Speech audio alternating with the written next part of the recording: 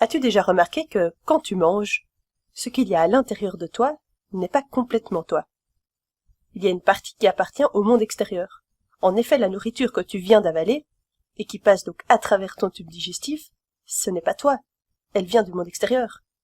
N'est-ce pas un peu étrange? Dans cette vidéo, nous allons avoir un aperçu de ce tube digestif.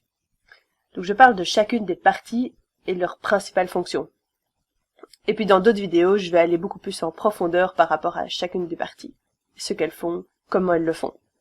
Bref, commençons. Le premier espace que la nourriture va traverser, c'est notre bouche. Donc ici, c'est la bouche, ou la cavité buccale. La fonction principale de la bouche, qui inclut la mastication, qui est le fait de broyer la nourriture. Et ce qui est également important, c'est l'hydrolyse. L'hydrolyse. Donc l'hydrolyse qui fait partie du domaine de la biochimie. C'est en fait la digestion enzymatique, ou la décomposition enzymatique. Donc la mastication correspond à la décomposition physique, et l'hydrolyse à la décomposition associée aux enzymes. Et donc on dégrade la nourriture, on décompose la nourriture, et l'objectif est d'en faire ce qu'on appelle le bolus. Une sphère de nourriture digérée, qui peut maintenant être avalée, et passer donc à travers la structure suivante. Quelle est cette structure suivante? Donc après avoir avalé la nourriture, où est-ce qu'elle va? Eh bien, elle va juste ici, dans ce qu'on appelle l'œsophage. œsophage. Et l'œsophage, je pense que c'est une des parties les plus ennuyeuses, parce que, en fait, ce qui se passe ici, c'est juste, on va propulser le bolus. On le laisse juste passer pour l'amener à la structure suivante. Et en fait, on ne fait rien de particulier. Mais l'étape suivante est beaucoup plus passionnante. L'étape suivante, c'est l'estomac. Ici, nous avons l'estomac. Il s'y passe beaucoup de choses. C'est probablement ma partie préférée du tube digestif.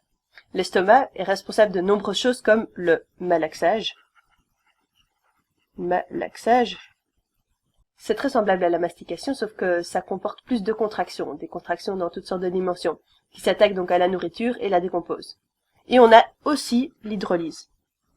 L'hydrolyse, de nouveau. La décomposition de nourriture associée aux enzymes. Et en plus de ça, on peut stocker. On peut stocker de la nourriture dans l'estomac.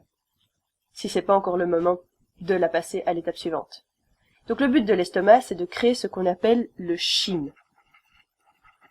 Donc la nourriture devient d'abord le bolus et puis le chyme. Ce qui se passe, c'est que nous prenons le bolus et qu'en quelque sorte nous le faisons fondre pour qu'il devienne cette substance liquide qu'on peut ensuite diriger vers nos intestins. Donc le chyme va maintenant partir vers nos intestins. Les intestins, ça part donc du point ici.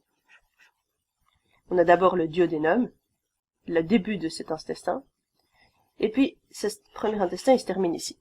Et toute cette première partie d'intestin, ça s'appelle l'intestin grêle. L'intestin grêle. Donc il y a 3 parties, on en parle dans une vidéo plus spécifique. Et les principales fonctions de cet intestin sont de nouveau l'hydrolyse, et également l'absorption de nutriments. L'absorption de nutriments. Et tu peux remarquer que c'est la première partie du tube digestif dans laquelle tu ingères une partie de la nourriture pour les utiliser pour la nutrition et en faire d'autres produits dans ton corps. Donc quand on est passé dans l'intestin grêle, que penses-tu qu'on va avoir après? Partant de la fin de l'intestin grêle ici, on a tout ceci qui est en fait le gros intestin. Le gros intestin. Ce gros intestin, il peut également s'appeler le côlon. Et c'est également une des parties les plus ennuyeuses du système digestif. La seule fonction qu'on a ici, c'est l'absorption. Mais c'est pas l'absorption de nutriments comme ici, c'est plutôt des trucs comme l'eau, les ions, des vitamines K. Après cela, on va faire passer la nourriture dans cette structure-ci, qu'on appelle le rectum. Le rectum. C'est un peu comme l'estomac par rapport au tube digestif. Le rectum s'occupe du stockage. Stockage On garde ce qu'il reste de la nourriture, si on peut encore l'appeler comme ça, et on la garde jusqu'à ce qu'on considère que ce soit le bon moment pour éjecter ces restants de nourriture. Et quand c'est le bon moment de l'éjecter, ça va sortir par l'anus. Par expulsion. Voilà, ce sont donc les principales parties de notre système et tube digestif. Il reste quelques organes dont on n'a pas parlé, et qui sont impliqués dans la digestion, et il y a d'autres vidéos à leur propos. Par exemple le foie, la vésicule biliaire ou le pancréas. Nous en discuterons dans des vidéos spécifiques.